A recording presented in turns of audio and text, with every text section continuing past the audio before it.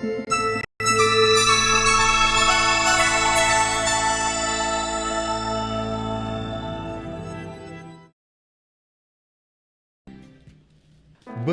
dengan isu COVID-19 atau Coronavirus Disease, pihak gereja ingin memperingatkan kepada jemaat untuk terlibat sama dalam pencegahan penyebaran virus ini seperti berikut. Pertama, gunakan hai dari jauh atau letak tangan di dada sebagai tanda salam. Kedua, jemaat yang merasa kurang sehat adalah disarankan untuk berehat di rumah dan memeriksa keadaan kesehatan. Ketiga, basuh tangan dengan kerap menggunakan sabun dan air sekurang-kurangnya 20 saat. Yang keempat, gunakan hand sanitizer atau pembasmi kuman. Yang kelima, ibu bapa diminta untuk menjaga anak-anak sekiranya mereka mempunyai sebarang gejala seperti berikut: hidung berair, sakit kepala, batuk, sakit tekak, demam, ada rasa yang tidak sehat. Akhir sekali, marilah kita meletakkan kepercayaan kita terus kepada Tuhan sebagai penyembuh kita. Mazmur 91 ayat 5 hingga 7 merupakan janji perlindungannya ke atas kita.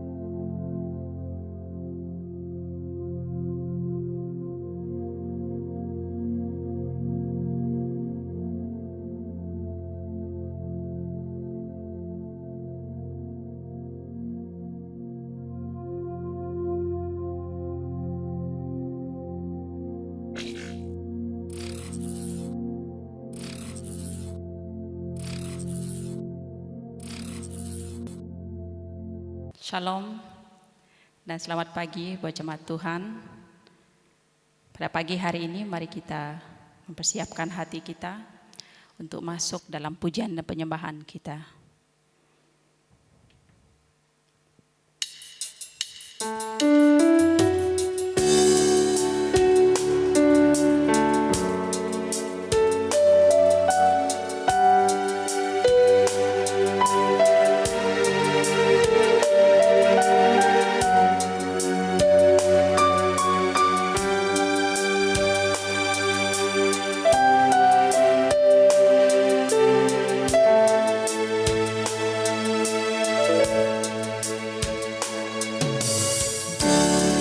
Hadirat-Mu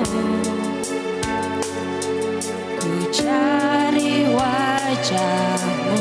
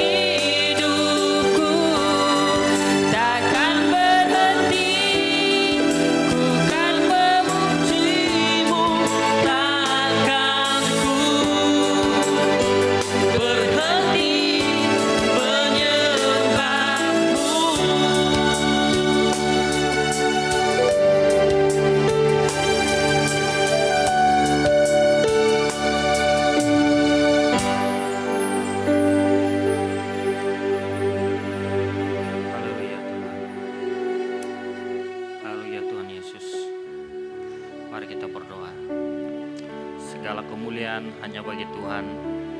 Segala pujian syukur kami naikkan bagimu pada hari ini Tuhan atas kebaikan penyertaan-Mu. Bapa, pada saat ini kami menyerahkan seluruh hidup kami ke dalam tangan-Mu. Kami bersyukur atas penyertaan Tuhan dalam hidup kami sepanjang hari-hari yang sudah berlalu. Selama 6 hari yang lalu kami sudah melakukan semua aktiviti kami Tuhan. Dan kami bersyukur karena penyertaan Tuhan, mujizat Tuhan nyata bagi kami. Sehingga pada pagi hari ini Tuhan, kami memiliki suatu kesempatan lagi untuk berkumpul bersama-sama, untuk bertemu dengan Tuhan di dalam doa kami. Bapa, saat ini kami berdoa memohon kiranya kasih karunia daripada Tuhan menyertai setiap jemaat Tuhan yang ada pada hari ini. Saat ini Bapa, kami mengistiharkan bahwa dengan kematian Kristus di kayu salib, Engkau telah menebus setiap dosa kami. Engkau telah menyucikan kami daripada segala pelanggaran-pelanggaran yang kami sudah lakukan, baik itu yang sudah kami lakukan ataupun yang belum kami lakukan Tuhan. Kami bersyukur karena Engkau sudah menebus kami daripada segala kesalahan-kesalahan kami. Kami juga berdoa Tuhan, kiranya pada saat ini Engkau memberikan kami kekuatan, Engkau berikan kami hikmat, agar kami terus dapat mengikuti semua perintah-perintah Tuhan, dapat melakukan semua hukum-hukum Tuhan dalam hidup kami, sehingga kami menjadi pribadi yang memuliakan nama-Mu, menjadi pribadi yang memuliakan Tuhan dalam setiap pekerjaan hidup kami. Kami bersyukur Tuhan, pada saat ini juga kami menyerahkan semua jemaat Tuhan yang pada hari ini mungkin masih bergumul dengan penyakit mereka. Bapak, kami berdoa biarlah kiranya Bapak Engkau menyertai mereka dimanapun mereka sedang terbaring, dimanapun mereka sedang terlantar saat ini Tuhan. Hamba berdoa kiranya penyertaan, perlindungan daripada Tuhan akan Engkau curahkan bagi mereka, agar setiap sel-sel tubuh mereka yang rusak, setiap anggota organ tubuh mereka yang tidak berfungsi dengan baik, Engkau pulihkan sehingga mereka memiliki suatu kesembuhan yang total daripada Tuhan. Dan bila dengan kesembuhan ini Bapa, mereka bersorak-sorai memuliakan nama Tuhan, terutama bagi seluruh orang yang pada saat ini Bapa terkena penyakit COVID-19. Hamba berdoa Bapa, kiranya penyertaan perlindungan daripada Tuhan akan mengurapi mereka, memulihkan mereka. Biarlah kiranya virus ini dikeluarkan dari tubuh mereka dan mereka memiliki kesembuhan daripada Tuhan. Bapa, kami bersyukur juga pada saat ini, sehingga karena kebaikan penyertaan Tuhan bagi kami. Dan saat ini Tuhan, kami berdoa bagi semua bangsa yang pada hari ini, semua suku yang pada hari ini bersama-sama dengan kami memuliakan, menaikkan pujian di hadapan Tuhan. Biarlah kiranya Bapa Engkau berikan mereka sukacita, damai sejahtera, sehingga ibadah mereka pada hari ini menjadi satu ibadah yang berkenan di hadapan Tuhan. Bapa, sekali lagi mengucap syukur atas kebaikan Tuhan, atas pelindungan penyertaan Tuhan terhadap kami dalam masa pandemi ini. Bapa, biarlah kiranya penyertaan Tuhan, pelindungan Tuhan terus nyata bagi kami, sehingga kami tidak mengalami suatu tekanan yang berat, tapi kami yakin percaya bahwa penyertaan, jalan penyelesaian, penyertaan, pelindungan daripada Tuhan menyertai kami. Terima kasih Bapa, kami serahkan seluruh doa kami ke dalam tangan Tuhan, dan kami percaya bahwa semuanya itu terjadi atas kehendak dan keinginan Tuhan sendiri. Di dalam nama Yesus kami sudah berdoa dan mengucap syukur. Haleluya, amin. Sekalipun kau tak menjawabku, sekalipun kau tak lepaskanku, namun ku akan tetap menyembahmu, takkan ku tukar dengan apapun.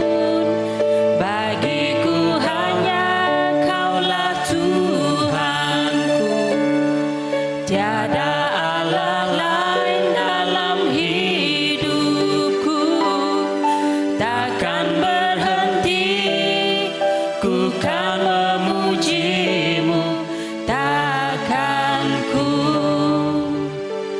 berhenti menyembahmu.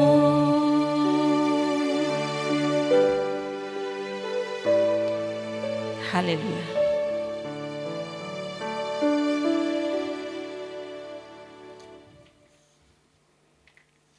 Mari kita naikkan lagu pujian Apa jua pun keadaan kita pada saat ini, kita bangkit dan terus bercahaya bagi Dia.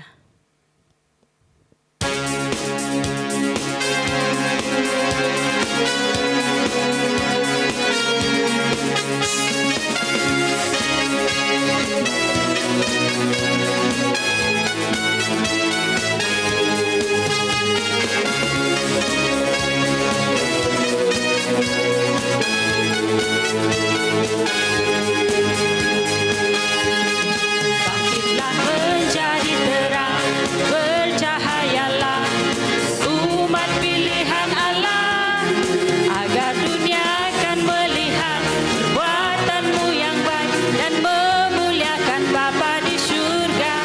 Bangkitlah jadi pemenang, kalahkan musuh dengan kuasa Allah. Yesus kan beri kemenangan bagimu. Jadikanlah kami alatmu dalam kuasa Roh Kudus. Biar kerajaanmu ditegakkan di atas batu karang yang teguh. Bangkitlah menjadi terang, bercahayalah umat pilihan Allah, agar dunia akan melihat perbuatanmu yang baik dan memuliakan Bapa di surga. Bangkitlah jadi pemenang, kalahkan musuh dengan kuasa Allah. Yesus kan beri kemenangan bagimu.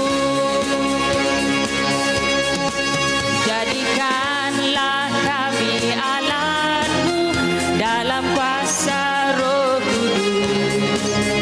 Biar kerajaanmu ditegakkan di atas batu karang yang teguh.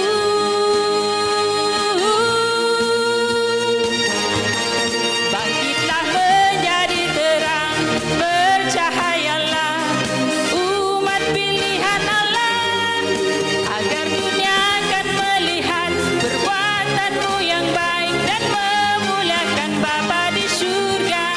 Bangkitlah jadi pemenang, kalahkan musuh dengan kuasa Allah. Yesus kan beri kemenangan. Yesus kan beri kemenangan. Yesus kan beri kemenangan bagimu.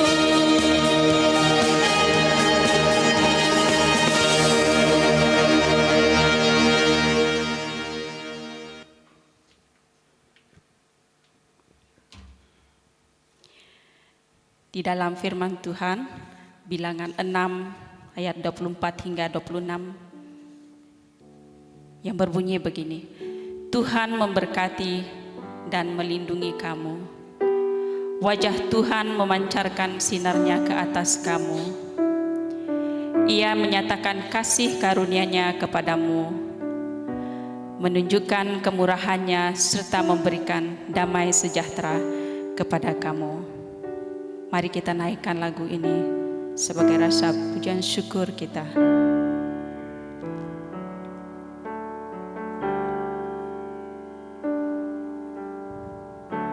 The Lord bless you and keep you, make His face shine upon you and be gracious to you. The Lord turn His face toward you and give you peace.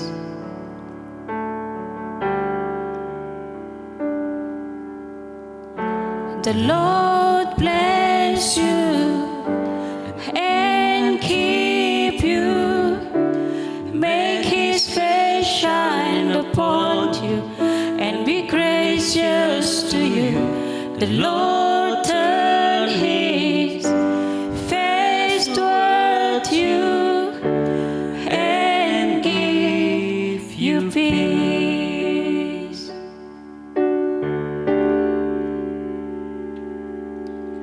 I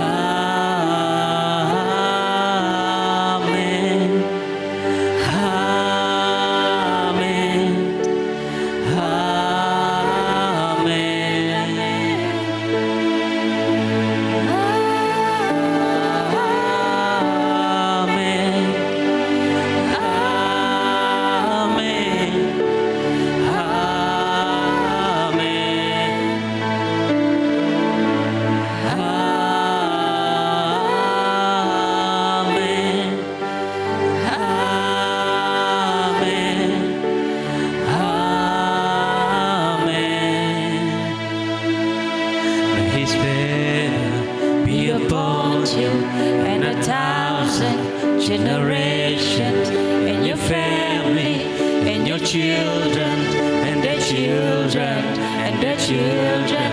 May His favor be upon you and 1,000 generations, and your family, and your children, and their children, and their children. May His favor be upon you and 1,000 generations, and your family, and your children, and their children, and their children. May His favor be upon you and 1,000 generations, and your family, and your children, and their children, and their children. May His presence go before you and behind you and beside you, all around you and within you. He is with you, He is with you in the morning, in the evening, in your coming and your going, in your weeping and rejoicing. He is for you, He is for you, He is for you, He is for you, He is for you, He is for you, He is for you, He is for you. Amen.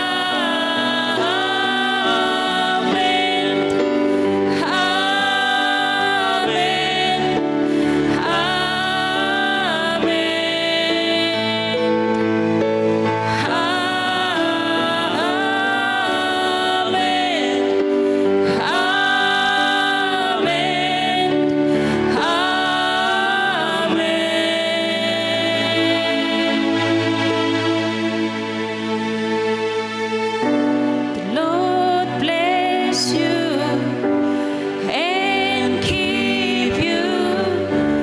Make His face shine upon you and be gracious to you. The Lord turn His face towards you and give you peace. Oh, give you peace.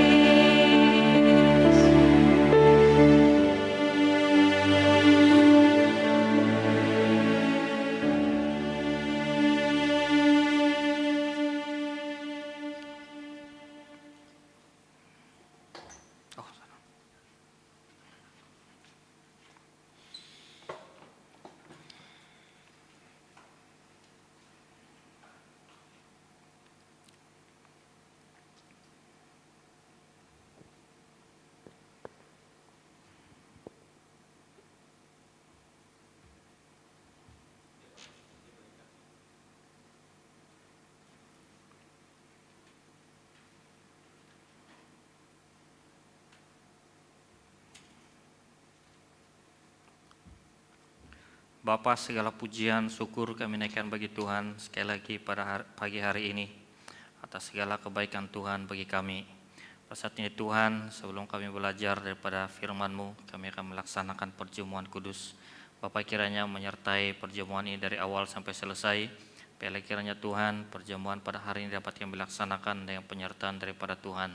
Pakai hamba-Mu, bahkan semua jemaat Tuhan yang akan menerima perjamuan pada hari ini. Biarlah kami dapat mengerti, memaknai perjamuan ini dengan baik berkat pertolongan daripada Tuhan. Bapa, segala kuasa kegelapan roh iblis yang coba mengganggu perjamuan kami pada pagi hari ini, kami berdoa di dalam nama-Mu, kiranya Kau singkirkan dari tempat ini Tuhan, dan biarlah kiranya nama Tuhan dipermuliakan. Terima kasih Bapa, kami serahkan masa ini ke dalam tangan-Mu, biarlah kiranya nama Tuhan dipermuliakan. Di dalam nama Yesus kami sudah berdoa. Haleluya. Amin.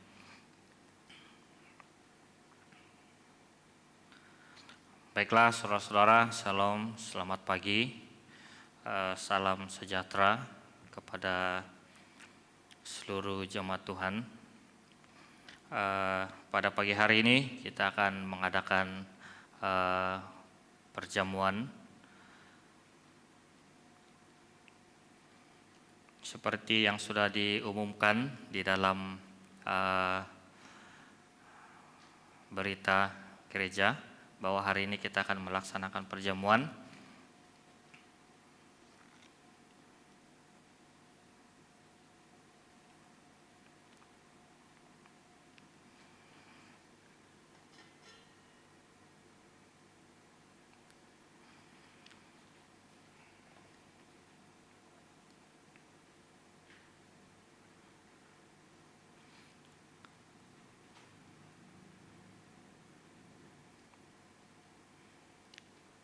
Oke, baiklah saudara-saudara, jemaat Tuhan.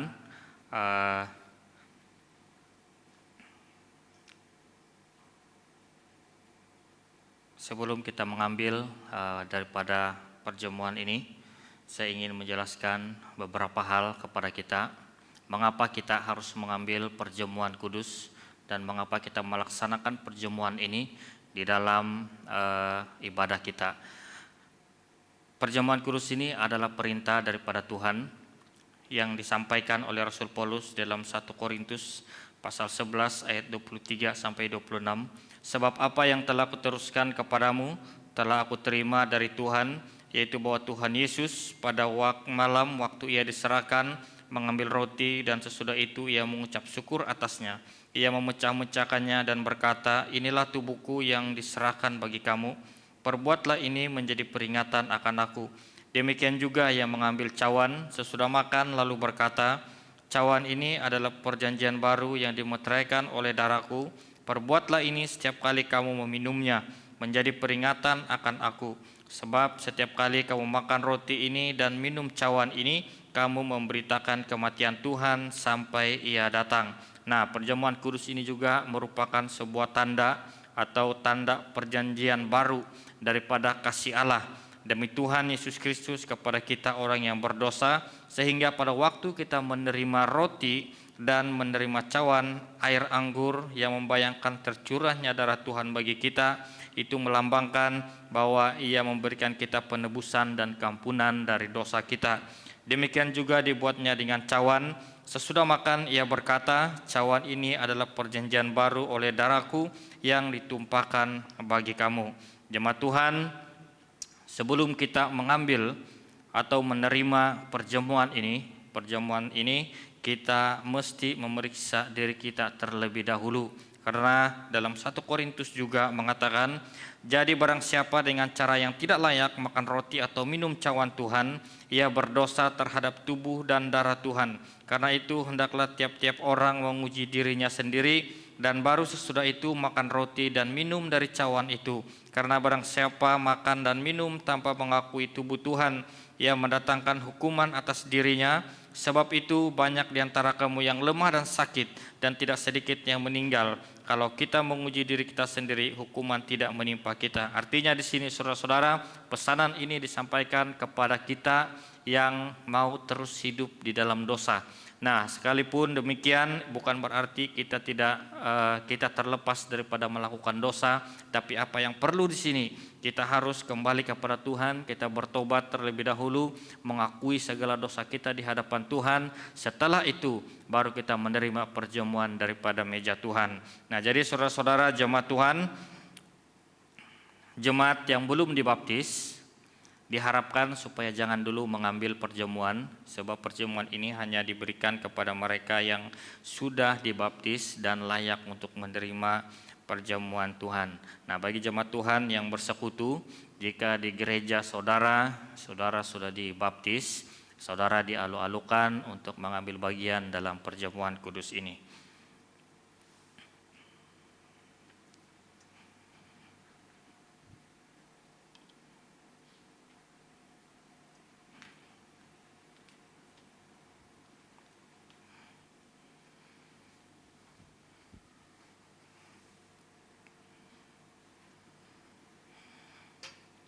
Oke, baiklah saudara-saudara, mari kita berdiri. Mari kita mengangkat roti. Bahwa Tuhan Yesus pada malam waktu ia diserahkan mengambil roti dan sesudah itu ia mengucap syukur atasnya. Ia memecah-mecahkannya dan berkata, inilah tubuhku yang diserahkan bagi kamu, perbuatlah ini menjadi peringatan akan aku. Mari kita makan.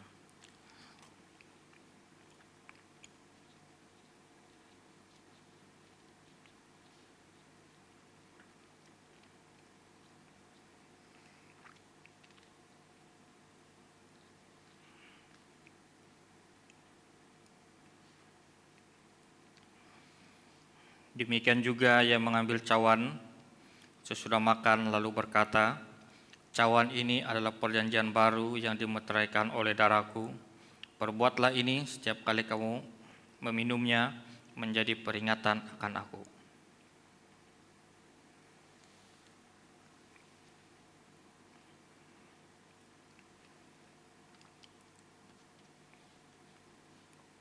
Mari kita berdoa. Segala kemuliaan hanya bagi Tuhan di sorga, atas pengorbanan di atas kayu salib yang menebus segala dosa manusia. Pada saat ini Bapa, kami menerima perjamuan daripada meja Tuhan. Biarlah kiranya Tuhan Engkau terus menyertai kami, memberikan kami pengertian yang baik. Ketika kami menerima perjamuan ini Bapa, kami yakin dan percaya bahwa kami menerima keselamatan daripada Tuhan. Kami akan memberitakan kebaikan-kebaikan Tuhan, memberitakan kabar baik mengenai Tuhan. Dan biarlah selama kami hidup Bapa, kami terus melakukan ini dalam hidup kami, sehingga Engkau datang yang kedua kali. Bapa, Engkau sertai seluruh jemaat Tuhan yang sudah menerima perjamuan pada hari ini. Biarlah kiranya kasih karunia penyertaan Tuhan menyertai mereka sampai Engkau datang yang kedua kali. Bagi jemaat Tuhan yang belum sempat mengambil perjamuan, Bapa kiranya Engkau menyertai mereka terus, bimbing mereka agar mereka mengambil satu keputusan dalam hidup mereka untuk menerima Engkau sebagai Tuhan dan Juru Selamat mereka, memberikan hidup mereka untuk dibaptis, dimeteraikan di dalam nama Tuhan. Dan pada masa-masa yang akan datang Bapa, mereka akan bersama-sama dengan kami untuk menerima perjamuan daripada meja Tuhan. Terima kasih Bapa, kami mengucap syukur atas perjamuan ini. Kami sudah laksanakan sehingga pada saat ini dan semuanya berjalan dengan penyertaan daripada Tuhan. Kiranya kasih karunia Tuhan menyertai kami dan sukacita Tuhan menyertai kami sampai selama-lamanya. Di dalam nama Yesus kami sudah berdoa. Haleluya. Amin.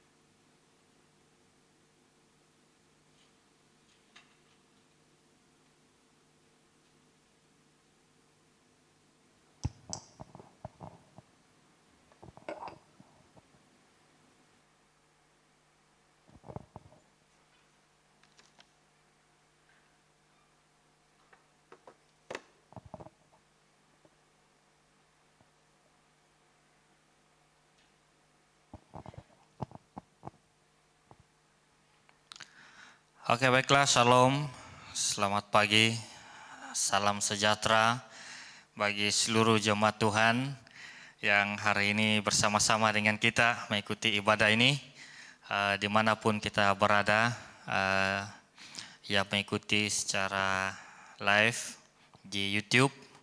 Selamat pagi, salam sejahtera, kiranya damai sejahtera daripada Tuhan menyertai kita. Saya percaya dimanapun kita sedang duduk, dimanapun kita sedang beribadah pada saat ini, kiranya itu tidak mengurangi mengurangi kerinduan kita untuk belajar dan merenungkan firman Tuhan.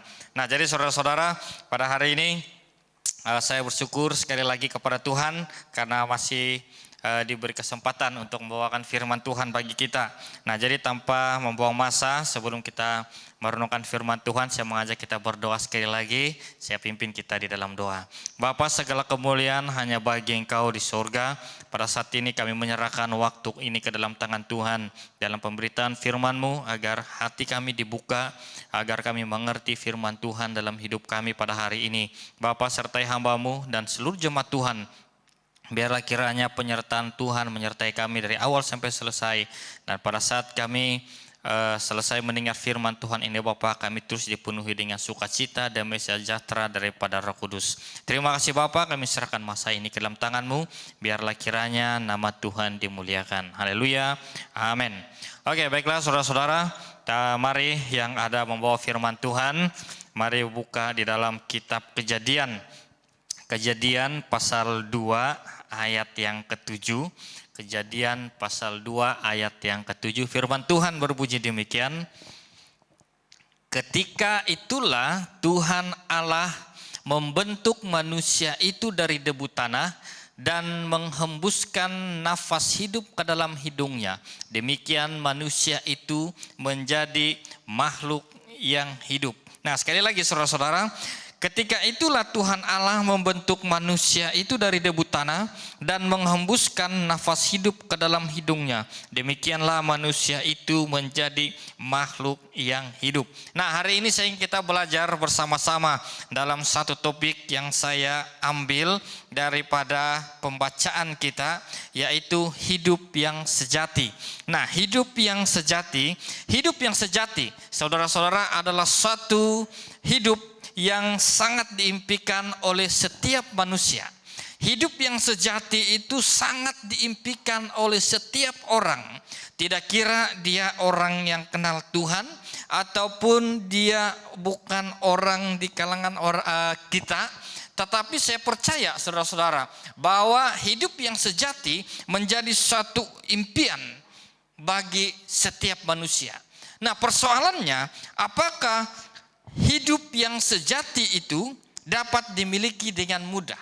Apakah hidup yang sejati itu dapat kita miliki dengan senang? Atau apakah pada saat kita mau memiliki hidup yang sejati, kita jalan-jalan di tepi jalan dan kita temukan hidup yang sejati itu? Nah, saya percaya saudara-saudara, ada banyak cara orang untuk menemukan hidup yang sejati. Mungkin kita bertanya-tanya, apa itu sejati? Atau mungkin ada yang sudah tahu apa itu sejati. Nah, menurut Kamus Bahasa Melayu, sejati itu diambil daripada akar kata jati yang memiliki arti murni, asli, tulin, ataupun tidak bercampur. Artinya sejati itu adalah dia sesungguhnya. Dia tidak tercampur dengan yang lain, hanya dia sesungguhnya. Jadi hidup yang sejati itu adalah hidup yang murni, hidup yang asli, hidup yang tulin di dalam Tuhan dan tidak tercampur dengan dunia ini. Itu hidup yang sejati, saudara-saudara. Nah, dalam usaha manusia untuk menemukan hidup yang sejati ini, ada beberapa pandangan. Ada beberapa pandangan yang menurut saya itu adalah pandangan yang biasa orang pikirkan dalam hidup mereka. Yang pertama itu pandangan menurut pandangan dunia. Apa itu hidup yang sejati? Hidup yang sejati menurut dunia itu adalah hidup yang dipenuhi dengan perjuangan. Hidup yang sejati itu adalah hidup yang penuh dengan kesempatan-kesempatan. Hidup yang sejati itu adalah hidup untuk apa? Untuk kerja dan makan. Nah, hidup yang sejati itu juga adalah apabila kita menerima kelimpahan, apabila kita menerima suatu kekayaan, maka itu adalah hidup yang sejati. Itu menurut dunia. Tidak salah sebenarnya saudara-saudara. Itu adalah pandangan-pandangan dunia bagaimana hidup yang sejati itu menurut mereka. Tetapi apa pandangan Alkitab tentang hidup yang sejati? Mari kita perhatikan apa itu pandangan yang hidup yang sejati menurut Alkitab. Menurut Alkitab dalam pembacaan kita, jangan pergi jauh-jauh. Saya hanya mau kita perhatikan ayat yang ke-7 pembacaan kita tadi, bahwa ketika itulah Tuhan telah membentuk manusia itu dari debu tanah dan menghembuskan nafas hidup ke dalam hidungnya. Demikianlah manusia itu menjadi makhluk yang hidup. Itu terjemahan baru Alkitab Indonesia. Dan sedangkan Alkitab bahasa Indonesia sehari-hari, yang mungkin kita sebut di sini sebagai bahasa sehari-hari lah. Dia katakan begini, kemudian Tuhan Allah mengambil sedikit tanah, membentuknya menjadi seorang manusia, lalu menghembuskan nafas yang memberi hidup ke dalam lubang hidungnya, maka hiduplah manusia itu. Nah, kita belajar lebih jauh.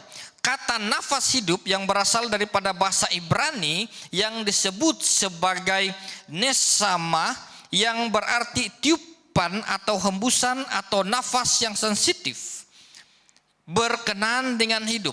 Itu sangat penting, saudara-saudara. Dipakai juga di dalam kitab Amsal 20 ayat 27 yang disebut dalam terjemahan baru roh manusia. Dalam Alkitab bahasa Indonesia sehari-hari hati nurani manusia, dan makhluk yang hidup dalam terjemahan baru, dan dalam King James disebut a soul, a living soul. Nah, kata soul dalam KJV ini diterjemahkan ke dalam bahasa Ibrani nefes, yang artinya makhluk yang bernafas. Nah, artinya manusia itu adalah manusia yang makhluk yang bernafas. Nah, dari kejadian ini maka kita tahu, saudara-saudara, bahwa hidup sejati adalah hidup yang berpaut kepada Allah sebagai sumber hidup. Hidup sejati adalah hidup yang berpaut kepada Allah sebagai sumber hidup. Nah, coba perhatikan saudara-saudara. Jika Allah tidak menghembuskan nafasnya ke dalam hidung manusia dalam pembacaan kita. Nah, ini kadang-kadang saya berpikir, saudara-saudara, pada waktu saya masih sekolah minggu dulu, guru sekolah minggu saya katakan begini, manusia itu diciptakan daripada tanah liat. Manusia itu diciptakan daripada tanah liat. Ya, dulu waktu kecil memang saya pikir bahwa manusia itu memang dari tanah liat. Sehingga timbullah dalam pikiran saya, kalau jumpa tanah liat, saya akan buat orang dengan tanah liat itu. Nah, jadi rupa-rupanya ketika sudah besar, saya sudah pandai membaca sendiri, manusia itu tidak diciptakan daripada tanah liat. Jadi guru-guru sekolah minggu hati-hati mengajar kepada anak-anak sekolah minggu. Jangan sebut manusia itu diciptakan dari tanah liat. Itu salah nanti. Itu akan terpahat dalam pikiran mereka, dan mereka akan katakan manusia itu daripada tanah liat. Nah, firman Tuhan sini jelas katakan apa? Manusia itu daripada apa? Dari debu. Artinya kalau dari debu, manusia itu tidak punya harga apa-apa. Mungkin kalau kita berpikir apa itu debu, mari kita mungkin kalau kita jalan, kita akan ketika kita pulang kita akan nampak debu di atas kasut atau di atas kereta atau di mana-mana yang dia hanya debu yang kecil yang tidak ada harga. Pergi mana-mana pun kalau ada debu pasti kena buang itu debu. Kenapa? Karena debu itu tidak memiliki harga. Adakah dijual di pasar 1 kilo itu debu harga dia 10 ringgit? Tidak ada. Sebab kenapa? Debu memang tidak berharga. Tapi kenapa Tuhan menciptakan kita dari debu? Supaya kita itu berpaut kepada Dia sebagai sumber hidup. Supaya kita sadar diri kita itu siapa. Supaya kita paham bahwa sebelum Tuhan mengembuskan rohnya ke dalam tubuh manusia, kita bukan siapa-siapa. Di dalam Yeremia 1 ayat 5 Tuhan katakan apa? Sebelum engkau ada di dalam kandungan ibumu, sebelum engkau ada, aku sudah mengenal engkau. Artinya manusia itu tidak apa-apa tanpa Tuhan. Nah, jadi Kejadian 2 ayat 7 ini memberikan penjelasan kepada kita sangat baik, saudara-saudara, bahwa hidup yang sejati hanya kita dapatkan ketika kita berpaut kepada Allah sebagai sumber hidup itu sendiri. Banyak orang yang mulai lupa diri, saudara-saudara. Pada saat pertama Allah menciptakan manusia, manusia itu adalah satu ciptaan yang sangat agung, satu ciptaan yang sangat mulia. Daripada segala ciptaan-ciptaan Tuhan, manusia adalah ciptaan yang paling agung. Tetapi satu ketika saudara-saudara, keagungan ciptaan itu rusak. Siapa yang merusaknya? Manusia sendiri, saudara-saudara. Sehingga manusia keliru untuk menemukan kesejatian hidupnya. Sehingga pada saat ini tuh saudara-saudara, banyak orang yang suka tunjuk-tunjuk. Kalau bukan salah kau, kalau bukan salah kau, kalau bukan salah kau, kalau bukan salah kau. Itu dosa klasik, dosa di Taman Eden. Orang katakan, kalau ini perempuan tidak buat dosa dulu, kalau ini perempuan tidak petik itu buah dari pohon apa? Dari pohon pengetahuan, kita tidak akan berdosa. Ingat saudara-saudara, jika kita masih terkurung di dalam pemikiran seperti ini, maka kita selamanya tidak akan tahu bahwa kita itu bersumber daripada Tuhan sendiri. Selalu katakan, kalau bukan si Hawa yang petik buah, kalau bukan si Hawa yang petik buah, kalau bukan si Hawa yang petik buah, kita tidak berdosa. Tinggalkan pikiran itu saudara-saudara. Kenapa? Manusia berdosa bukan karena Hawa memetik buah dari pohon pengetahuan. Tapi manusia berdosa ketika kita mulai meragukan kedaulatan Allah dalam hidup kita. Bukan karena si Hawa ambil buah dari pohon pengetahuan maka kita berdosa. Tidak. Memang dicatat dalam Alkitab. Tetapi sesungguhnya bahwa dosa itu dimulai pada saat kita mulai meragukan kedaulatan Allah dalam hidup kita. Kita meragukan eksistensi Allah itu dalam hidup kita sebagai manusia yang diciptakan daripada barang yang tidak berharga sehingga kita berharga di hadapan Tuhan. Ketika kita paham saudara-saudara, maka kita akan tahu bagaimana kita dapat memperoleh hidup yang sejati di dalam Tuhan. Nah, hidup bagaimana yang disebut sebagai hidup yang sejati? Hidup yang bagaimana yang disebut sebagai hidup yang sejati? Yang pertama, hidup yang sejati itu adalah hidup yang berpusat pada firman Allah. Hidup yang sejati itu adalah hidup yang berpusat pada firman Allah. Matius 4 ayat 4 katakan di sana apa? Ada tertulis, manusia hidup bukan dari roti saja, tetapi dari firman Tuhan yang keluar dari mulut Allah. Dalam Ulangan 8 ayat 3. Jadi ia merendahkan hatimu, membiarkan engkau lapar dan memberi engkau makan mana yang tidak kau kenal dan yang juga tidak dikenal oleh nenek moyangmu, untuk membuat engkau mengerti bahwa manusia hidup bukan dari roti saja, tetapi manusia hidup dari segala yang diucapkan Tuhan. Nah, hidup manusia bukan sekedar tentang makan, bukan sekedar tentang minum, bersenang-senang, tetapi hidup manusia itu berbicara tentang asalnya daripada siapa. Nah, asalnya itu daripada Tuhan.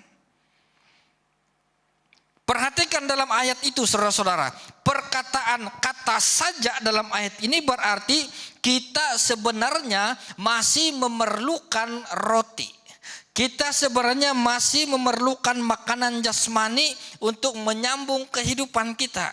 Tetapi apa yang paling penting dalam ayat ini, roti saja tidak cukup untuk tubuh kita. Perlu ada apa? Perlu ada firman Tuhan. Sehingga firman Tuhan itu menjamin hidup kita menjadi lebih bermakna. Saya harap kita boleh paham sampai di situ saudara-saudara. Firman Allah itu menjadi sumber hidup kita yang paling hakiki. Firman Allah itu menjadi penentu, menjadi pemimpin dan penilai hidup kita ketika kita ingin berbuat dosa. Minggu lalu kita sudah belajar tentang peranan Roh Kudus dalam hidup orang percaya. Bahwa pada saat kita melakukan kesalahan, Roh Kudus akan tegur kita. Nah, ini yang terjadi saudara-saudara pada saat kita meletakkan firman Tuhan itu sebagai satu hal yang menjadi sumber utama dalam hidup kita. Pada saat kita melakukan kesalahan, maka firman Tuhan itu akan menuntun kita. Firman Allah akan menjadi sempadan. Firman Allah akan menjadi hakim bagi kita, sehingga pada saat kita berjalan di dalam tuntunan Tuhan. Mazmur 1:19 ayat 105. Firman-Mu itu pelita bagi kakiku dan terang bagi jalanku. Firman Tuhan itu berarti bagi kita. Sehingga firman itu saudara-saudara menjadikan kita pribadi yang berbeza dan mengubah cara pikir kita seperti yang dianut oleh orang lain yang mengatakan bahwa saya orang Kristen, saya orang Kristen, saya orang percaya, saya orang Kristen, tetapi tidak melakukan firman Tuhan. Banyak orang yang seperti itu saudara-saudara. Di dalam gereja-gereja pada hari ini, banyak orang-orang percaya yang hidup menurut kesukaannya sendiri. Banyak orang-orang percaya pada saat ini hidup melakukan apa yang baik menurutnya. Tidak kembali kepada Tuhan, tidak kembali kepada Yesus. Karena tidak berpusat kepada firman Allah sebagai sumber hidup kita. Sehingga mereka tidak temukan kesejatian hidup mereka. Sehingga mereka masih keliru mencari-cari apa itu hidup yang sejati. Sehingga pada saat ini saudara-saudara saya percaya masih banyak orang di luar sana. Masih banyak orang-orang percaya di luar sana yang mencari apa itu hidup sejati. Bagaimana saya temukan hidup yang sejati. 20 tahun lalu, 25 tahun lalu sekitar begitu saudara-saudara. Saya rasakan bahwa hidup saya sia-sia. Saya rasakan bahwa hidup saya itu tidak ada artinya. Kenapa? Saya tidak temukan hidup yang sejati.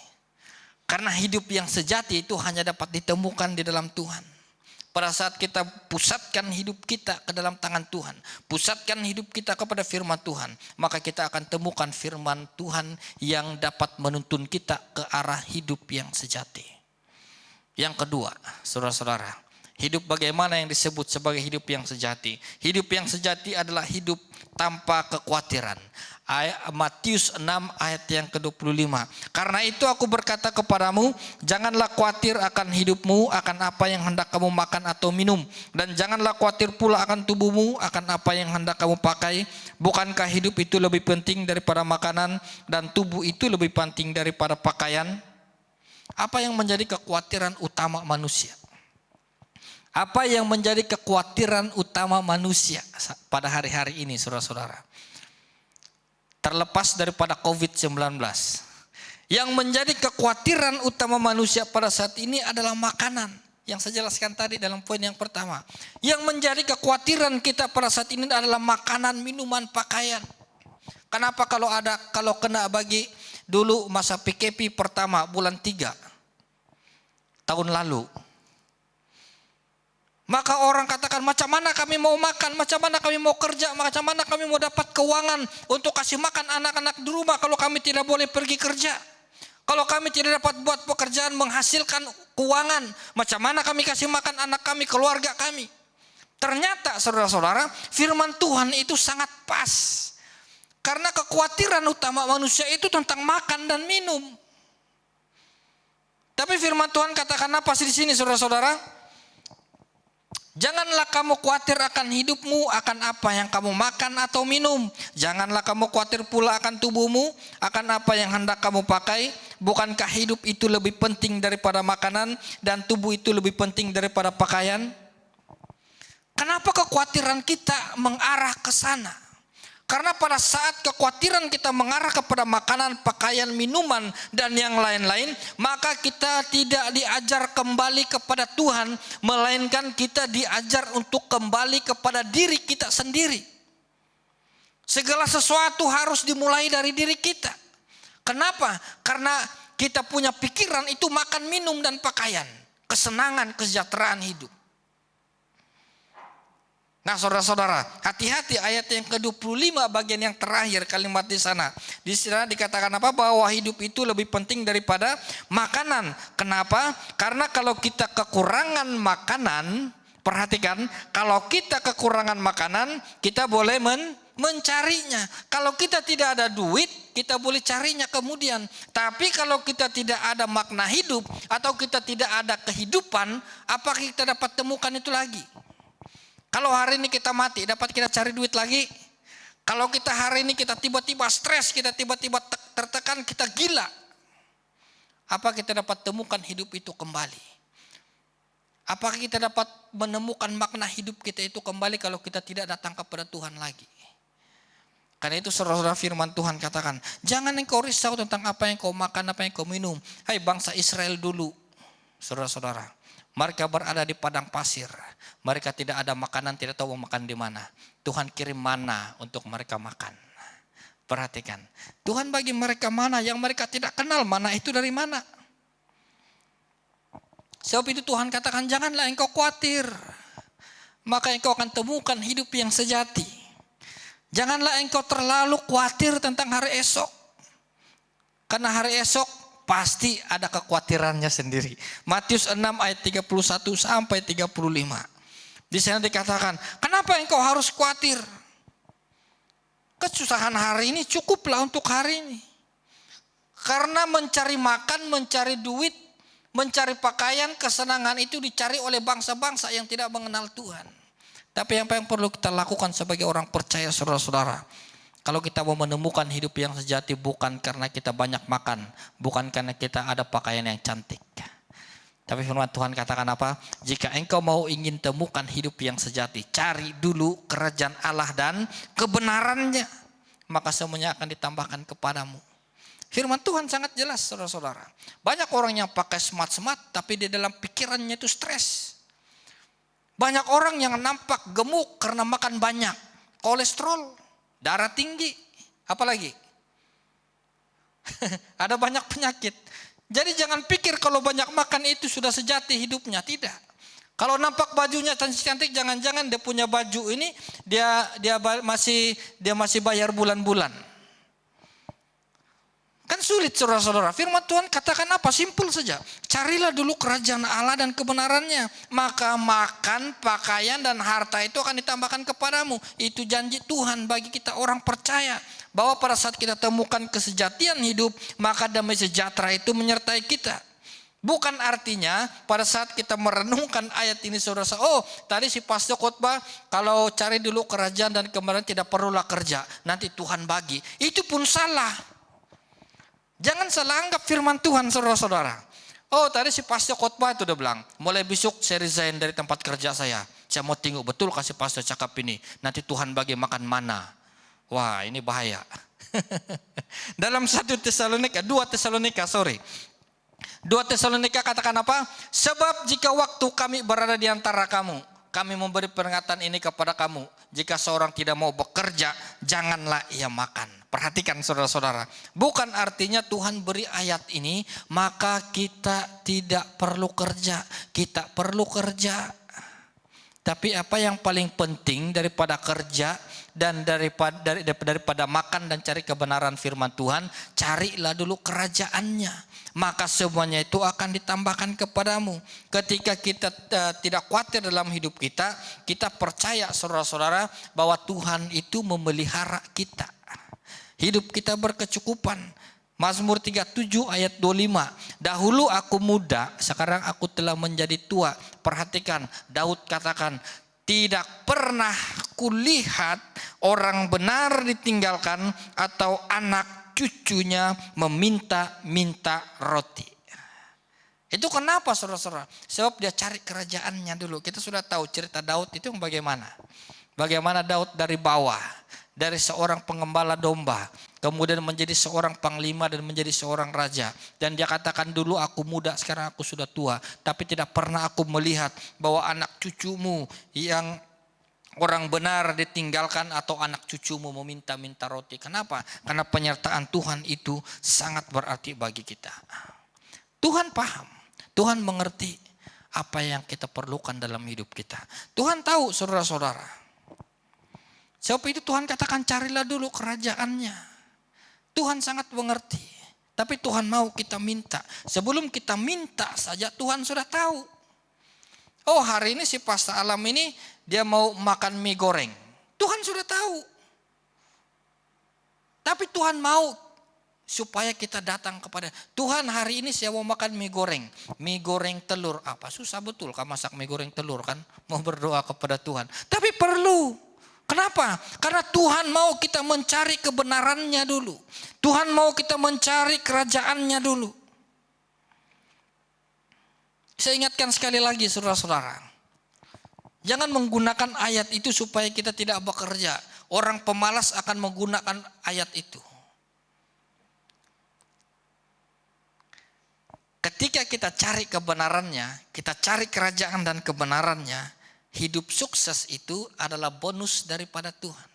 Perhatikan, ketika kita mencari Tuhan, mencari kerajaannya, mencari kebenarannya, maka semuanya itu yang ditambahkan kepadamu itu, ayat yang ke-33, kalimat akan ditambahkan kepadamu itu adalah satu bonus ataupun impak ataupun akibat daripada kita mencari kerajaan Allah dan kebenarannya. Kemudian ada yang cakap begini, oh pastor, orang di sana tidak bisa sembahyang, tapi hidupnya aman, sejahtera, makmur. Memang kita tahu dia makmur? Belum tentu. Orang katakan begini, oh dia orang kaya, senang dia tidur. Orang kaya lah yang tidak dapat tidur tenang sepanjang dia hidup. Kamu percaya atau tidak? Orang kaya lah yang tidak pernah tidur lena di dalam hidupnya. Kenapa?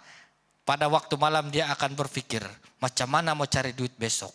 Pada waktu malam dia akan berpikir, jangan-jangan saya punya duitnya nanti kena curi.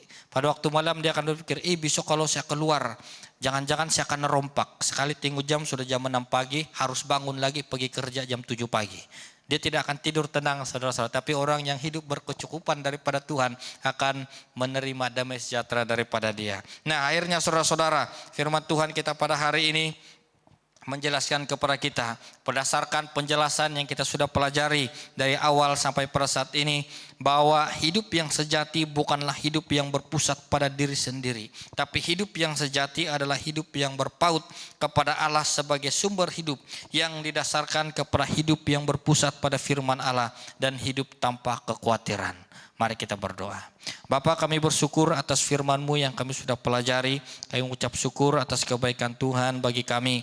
Kami sudah belajar bagaimana kami dapat menemukan hidup yang sejati di dalam Engkau. Biarlah kiranya Bapa, Engkau pimpin kami terus, Engkau bimbing kami agar kami terus hidup berpusat kepada firman Tuhan. Hidup dalam kekhawatiran, meletakkan segala keraguan, kebimbangan kami ke dalam tangan-Mu, agar kami menemukan hidup yang sejati di dalam Kristus. Dan pada saat kami menerima semuanya itu Bapa, kami menerima damai sejahtera daripada Tuhan. Pakai hamba-Mu Tuhan, biarlah kiranya firman Tuhan yang hamba sampaikan pada hari ini adalah firman yang memberikan kami kekuatan, memberikan kami pengharapan, sehingga iman kami diteguhkan, iman kami dikuatkan, sehingga Tuhan datang yang kedua kali, kami terus memiliki pengharapan yang kuat di dalam Tuhan. Terima kasih Bapa serta seluruh jemaat Tuhan yang sudah mendengar firman ini. Biarlah kiranya firman ini bertumbuh, menghasilkan buah yang baik, dan dapat dinikmati dalam hidup mereka sebagai orang percaya. Terima kasih Bapa, di dalam nama Yesus kami sudah berdoa. Haleluya, amin. Mungkin ada di antara kita yang akan yang mau memberi persembahan kepada gereja, mungkin boleh secara online dalam nomor account yang tertera, dan biarlah kiranya apa yang kita berikan itu kita berikan untuk Tuhan, kita berikan untuk pelayanan Tuhan. Nah, jadi sekali lagi saya sampaikan kepada jemaat Tuhan, dalam masa pandemi jangan terlalu stres, terus berharap kepada Tuhan, terus berdoa, minta pertolongan daripada Tuhan. Apapun pergumulan kita, apapun yang menekan hidup kita dalam masa pandemi, kita percaya, kita yakin bahwa Tuhan sanggup memberikan kita jalan keluar. Dan apalagi dalam masa seperti ini, pasti ada banyak sekali jemaat Tuhan yang rindu untuk beribadah bersama-sama, tapi tidak apa, itu hanya sementara.